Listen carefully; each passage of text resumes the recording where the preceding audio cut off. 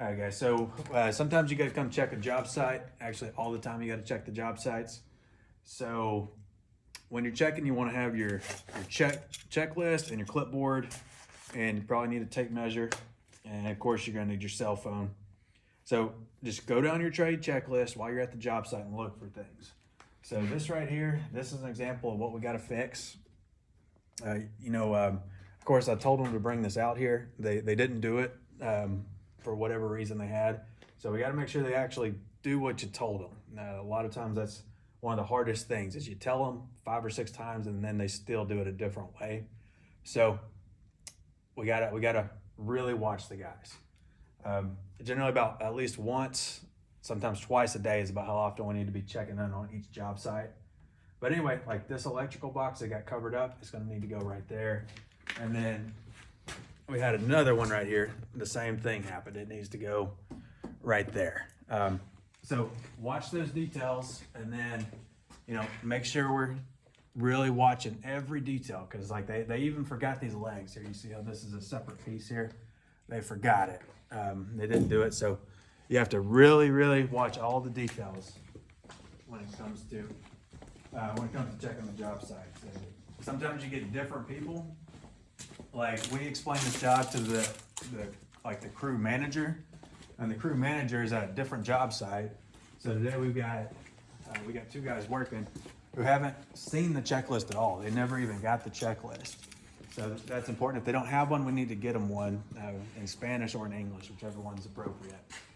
Like this, we talked about this for probably 30 minutes yesterday, and this is not angled where it's supposed to go. So they got to redo it.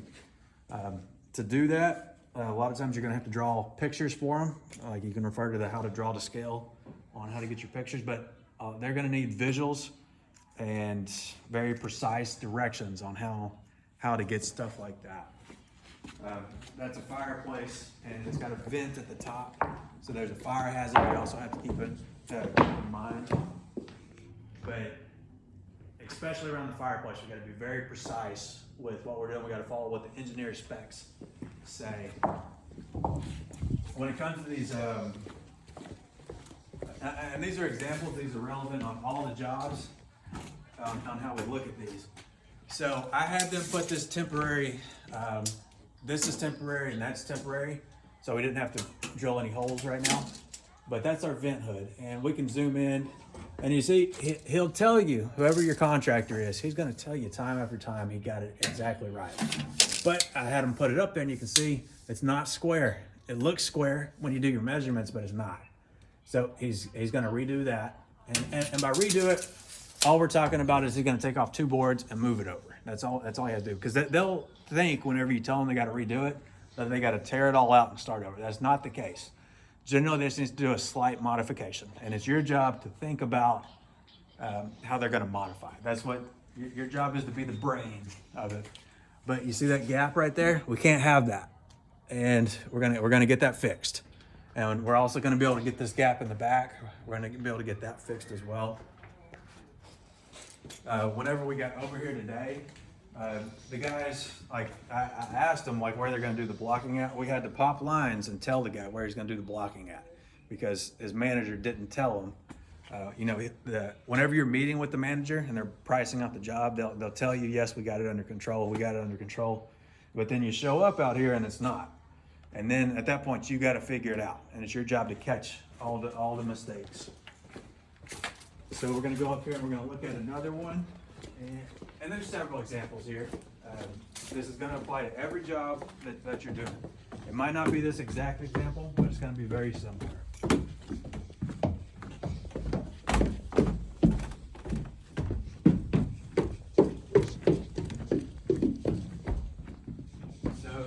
HVAC system in here. Now the HVAC system, it was a little bit more difficult. So this isn't square. Like this is all gonna get caged in. This is gonna be a seat right here. But if you notice, this wall and that wall are not the same. That's 23 right there. And this one is more than 23. So this, the HVAC vent, we had to really work with this to get this, but we're gonna have them do an elbow. Now, when you do an elbow, especially on an air intake, it can affect your air intake, like how much pressure you have, and you got ratios. Even the HVAC guys, whenever I first said it, they told me it couldn't be done. So we had to work on how to get. You got to be able to come up with solutions to think on how it can be done and still work. So anyway, they're going to do a 45, and by the time it gets up here, because that seat's going to go all the way over, so they're going to cut it right there, do a 45 over. It's not going to have that big of an effect. So that is an example of things we have to watch. Now, another example is, yeah, watch these ladders. It looks like this one got blown over up here. All right. So this customer, she doesn't want lines in the things up there. So we're gonna have, we had that sample made to show her what it's gonna do, what it's gonna look like, and we're gonna have another sample put on this side, and then we're gonna take a picture and we're gonna send it to the customer, and that's how we're gonna determine which one she wants to go with. It's her choice. All these ladders, I saw it today. You're supposed to be able to stick your arms out here and go over. That's how you know you got the proper angle. You get some of those big boys climbing up on a ladder and it's not standing correctly, and they will fall over, and it's not going to be good. But you see those pads on the end? Make sure all these ladders have that, because this stuff is fragile. This stucco is fragile, and I don't feel like repainting the house for free. So make sure we're watching stuff like that. Yeah, we had that vent, that white vent, we had that put on today. That's keeping water out. And we just, whatever that contractor is doing, we need to think about what they're doing and make sure it's actually going to work. Now that we're upstairs, we can see here on the fireplace, it's not square at the top. So you can see that up here. This is the upstairs. You can see that every single day. So if you see the left side is, it's not as thick as the right side. So they were talking about how they'd have to tear everything out and start over. That's not what we're gonna have to do. The only part you can see is the top part, because that's gonna be a vent. It's just gonna be a place to let some of that heat out so it doesn't get too hot. All they gotta do is cut a board at an angle and it'll fit. And so all I did was, if you come over here and you look at this little drawing here. So this side's a little bit higher, this side's a little bit lower. All they gotta do is cut a board like that and then put it on top, and it'll be flat. So you just gotta walk these guys through what they're doing. Now, whenever I was over here yesterday, this was a whole different thing. We just had like 2 boards up. I gave them very precise verbal instructions. Maybe we really need to be writing everything down. And then I come over here I come over here the next morning, and it's all put up, but it's not correct. So now it's a bigger deal to do it. So we do try to use the camera. In this case, we don't have a camera on this particular thing. We got one in other spots on this job. But you got to think about trying to catch mistakes as early as possible. And it's important that we have multiple trades working. Like, we always want the inside and the outside working at the same time, because they don't affect each other very much. So that does mean that our management has to be more on their game, because there's a lot more things going on. So this right here, this is how every single soffit corner is supposed to go. You see those 45-degree angles? It probably took us an hour to get that figured out for our soffit guy. He was struggling with it. So what we did,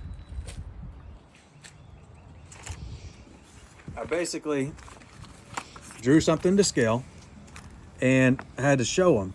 He didn't understand how you have to cut that piece. So that's the shape of that piece. That's how you get that. He just was having really difficult time understanding that. He had to redo that 3 times. It took him 3 tries to get that right. So we want to use a lot of pictures from a distance so we can tell what part of the house they're on and get that right.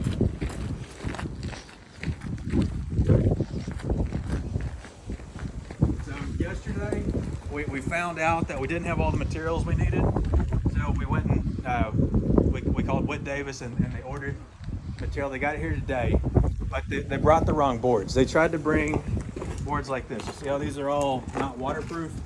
Exterior plywood, especially on this case where we're using a veneer, a stone veneer, it needs to have wood like this. So you got to make sure you got the right materials on the job site, because it doesn't take long. Like if we wouldn't have been here, those guys would have just installed this board up that. It might not have ever got caught, especially if the stone guy got finished before one of us could see it. And then 3 years down the road, the whole thing falls over because it doesn't have the right material underneath. Right now we're in the middle of the day, so we can have a little bit of slack. But at the end of every day, especially if it's a Friday, people need to stop an hour early at the end of the day, figure out what time that is for them, and clean up all this job site so the job site looks perfectly clean Monday morning or tomorrow morning whenever they start. So like this right here, this is a good way. Like materials like this, they need to be close to a wall. Like this right here, it doesn't take much and you step on that. This probably took them 2 hours to make all this, and then somebody steps on it and then they got to redo it. But a lot of this is just trash, so we want to make sure we're getting these job sites clean. Right now it's 12:30, they're on lunch and they're working right now. At 4 o'clock, that's really about the time this needs to start getting cleaned up. Checking my list here to see what else we got. You're gonna have to draw a lot of pictures, and you want to leave the pictures with them or get them to their cell phone so that the contractors can see it, because their manager is working a different job. And there's quite a bit of wind out here. We're gonna see if we can go inside.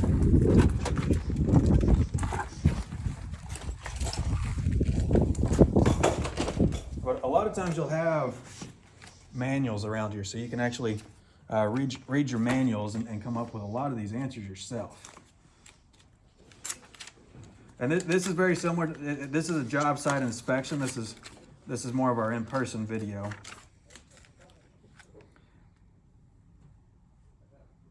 And another example is, like, say we're back here where that arch was, and the electrician needs to do that.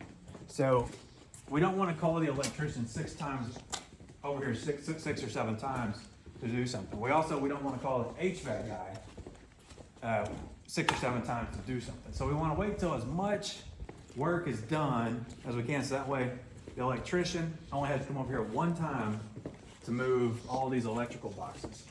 And we want to make sure that they only have to come over here one time to move the HVAC vents. Like just last week we had a guy, he spent half a day, he dug a brand new trench. And that instance, the customer was talking directly to the subcontractor, and she didn't realize how critical one word or one phrase, she didn't realize how specific it had to be. But he dug the trench, but he didn't have to dig the trench. We didn't need it. We just needed the old trench uncovered. But that's an example of why we got to be very specific. And also, like this example here, we didn't have to do it, but we're picking up another contractor's job because they had issues with it. So we're picking up on a new construction job. Like, we didn't start this. But anyway, we want to make sure that everything is done before a hole gets covered up, such as a trench. We want to make sure it has all the conduit lines it needs. I showed up over here just last week with 15 minutes to spare before a trench almost got covered, and I found it didn't have enough conduit. It didn't have enough in it. It should have had 2, and I only had 1. Whenever they're getting close to lines, this one is not marked. We're on private property. It was very difficult to mark this. But anyway, this one really got busted. We already got it fixed. Luckily, the water was turned off. We just called the plumber after all the trench work was done. We waited till we dug the whole trench before we called the plumber. And now it's fixed up, and now we can get this covered up. So it's details, specific, write things down, leave a copy, have a clean job site. make sure it's getting cleaned and swept and trashed in the dumpster every day. If the dumpster's getting full, like we can look at our dumpster right now, we still got time with this dumpster.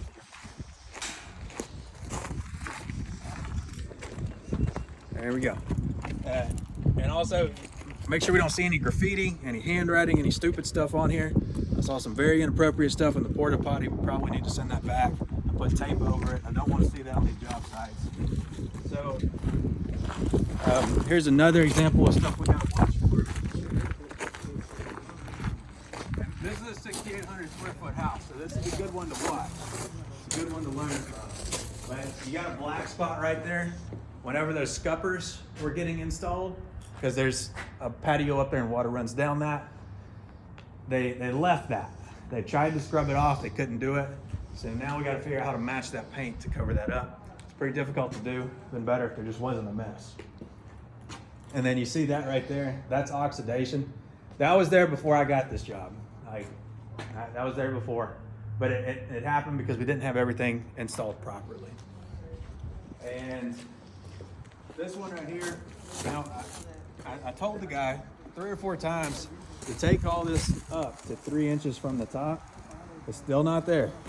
So really, really watch that what you tell them, what's written down, mostly what's written down is actually getting followed. So just really stay close to that checklist. Like this part's probably filled in right about to where it needs to be. Like that's good. Down there, he even told me, I asked him if that was filled in all the way. He said it was filled in all the way, and it wasn't.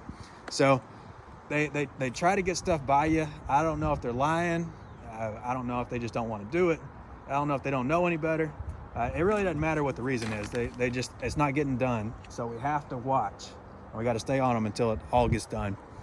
But that's really what going to the job site and checking it is.